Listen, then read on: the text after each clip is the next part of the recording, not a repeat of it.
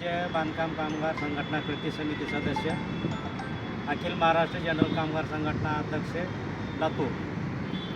18 डिसेंबर रोजी महाराष्ट्र राज्यातील सर्व बांधकाम कामगारांच्या वतीनं व महाराष्ट्र राज्य बांधकाम कामगार संघटना कृती समितीच्या वतीनं हिवाळी अधिवेशनावर बांधकाम कामगारांचा प्रचंड मोर्चाचं आयोजन करण्यात आलेलं आहे। या मोर्चासाठी महाराष्ट्रातील प्रत्येक जिल्ह्यातून सर्व नोंदणीकृत बांधकाम कामगारांनी या मोर्चासाठी येण्याची विनंती मी करत आहे। या मोर्चामध्ये 3-4 प्रमुख मागण्या आहेत। याच्यामध्ये आत्ता महाराष्ट्र राज्य सरकारने जो निर्णय घेतलेला आहे की तालुका सुविधा केंद्र या ठिकाणी कामगारांनी जाऊन नोंदणी करावी। पूर्वी कामगाराला कुठूनही नोंदणी करता येत होतं, ऑनलाईन सेंटरवर घरी बसून लॅपटॉपवरून वगैरे। हे बांधकाम कामगारांचा नोंदणी करण्याचा जो काही हक्क आहे, नैसर्गिक हक्क आहे, तो या सरकारने काढून घेतलेला आहे।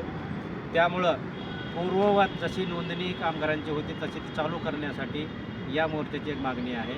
दुसरी मागणी आहे बांधकाम कामगारांना महाराष्ट्र शासनानं दिवाळीमध्ये बोनस जाहीर केलेलं होतं।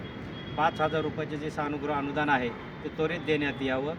तिसरी मागणी आहे बांधकाम कामगारांना 60 वर्षाच्या नंतर पेन्शन देण्यात यावं। चौथी मागणी आहे जे बांधकाम कामगार आयुष्यभर दुसऱ्याचं घर बांधतात त्या बांधकाम कामगारांना स्वतःचं घर बांधण्यासाठी किमान 5 लाख रुपयाची तरतूद करावी आणि आवास योजना पूर्ण महाराष्ट्रावर राबवावी। त्यानंतर आत्ता जो काही महाराष्ट्र शासनाने नुकताच निर्णय केलेला आहे की तालुक्याचे जे काही 358 केंद्र आहेत महाराष्ट्रामधले, हे सर्व 358 तालुका केंद्र 2 कंपन्याला त्यांनी चालवायसाठी दिलेलं आहे। त्याच्यामुळे या तालुका कामगार सुविधा केंद्रामध्ये जे कर्मचारी काम करणार आहेत ते मंडळाचे नसून ते प्रायव्हेट एजन्सीचे कर्मचारी आहेत आणि हे मंडळाचं सर्व कामकाज तालुक्याचा हे 2 एजन्सी बघत आहेत। त्यामुळे हे मंडळाचं जे काही तालुक्याचं जे सेंटर आहे, जे केंद्र आहे, ते 2 एजन्सीला चालवा देण्यात आलेलं ते त्वरित रद्द करून मंडळाने स्वतःचे अधिकारी आणि कर्मचारी भरती करून मंडळाने स्वतःचे तालुका कामगार सुविधा केंद्र चालवावं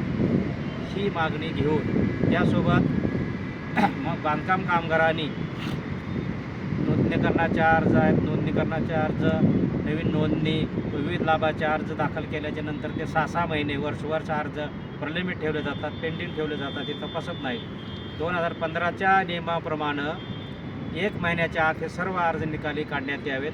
या 4-5 मागण्या घेऊन तमाम महाराष्ट्रातल्या बांधकाम कामगारांनी या अधिवेशनाच्या मोर्चावर यावं अशी विनंती मी कामगार संघटनेच्या वतीनं कृती समितीच्या वतीनं करत आहे। आज लातूर जिल्हा बांधकाम कामगार कृती समितीची आम्ही मिटिंग घेतली। या मिटिंगमध्ये लातूर जिल्ह्यातून किमान 200 कामगार या अधिवेशनाच्या मोर्चावर येणार आहेत। अशा पद्धतीचं नियोजन करून आम्ही लातूर जिल्ह्यातून सर्व संघटनेच्या वतीनं 200 कामगार घेऊन नागपूरला जाणार आहोत।